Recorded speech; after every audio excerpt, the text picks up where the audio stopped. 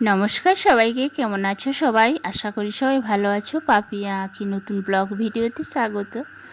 তো দেখতেই পাচ্ছ আমি রান্না চাপিয়ে দিয়েছি, আমার শাশুড়ি মা জাল দিয়ে দিচ্ছে। এখানে মাছও আছে আনা।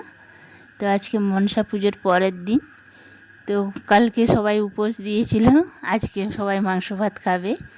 তো এই দেখো আমি সবজি কেটে নিচ্ছি, আজকে সব আত্মীয় স্বজনরা আসবে বাড়িতে, নিমন্ত্রণ করা হয়েছে। আর এই দেখো কুমড়োর তরকারি, পটল ভাজা আর মাংস হবে, খাসির মাংস।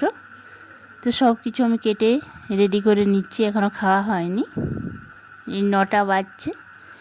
তো তোমরা পুরো ভিডিওটা দেখতে থাকো, আর ভালো লাগলে অবশ্যই একটা লাইক করবে, কমেন্ট করবে, সাবস্ক্রাইব করবে।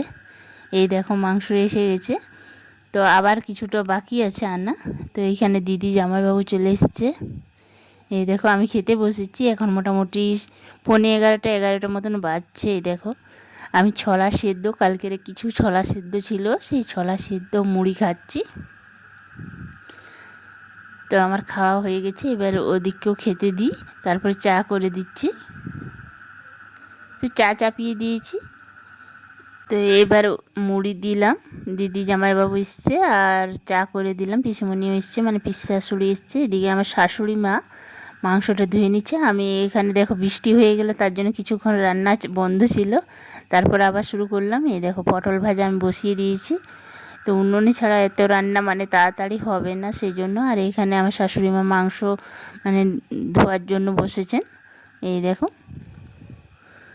তো একাই পারবেন না, সেই জন্য আমার বরকেও ডাকছে, বলছে আয় কেটে দিবি, আয়, বড় বড় করে পিস করা আছে খাসির মাংসটা, সেই জন্য। তো আমার বড় এসে গেছে, এবার কেটে ধুয়ে পরিষ্কার করে দেবে দুজনে মিলে, মা বেটা। আমার ক্যামেরাম্যান বন্ধু পাওয়ায়, সারাদিন খেলতে থাকায়, আত্মীয় স্বজন বাড়িতে আসায়, আমার বেশি ভিডিও করতে না পারায় ছোট্ট একটা ভিডিও তোমাকে দিককে আমি শেয়ার করলাম। পুরো ভিডিওটা দেখো তোমরা। এই দেখো আমার পটল ভাজা মোটামুটি হয়ে এসছে। তো মাংসটা ধুয়ে ভালো করে পরিষ্কার করে রেডি করছে। তো এই দেখো আমি পিসি শাশুড়ির মেয়ে, জামাই, নাতনি সবাই এসছে, আর দিদি জামাইবাবু তো একটু আগে এসছে। এই দেখো দিদি বসে আছে। তো ওদিকে একটু মিষ্টি জল দিই, ফ্রিজ থেকে মিষ্টি বের করে নিলাম, তারপর মিষ্টি বের করে সবাইকে দিলাম।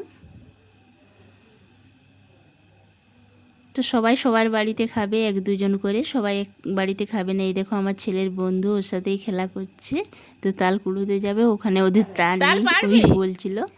আর মাংসটাও রেডি হয়ে গেছে, ধুয়ে দিয়েছে, মানে আমার বর ধুয়ে দিয়েছে। এইখানে আমি কুমড়োর তরকারিটাও করে নিয়েছি।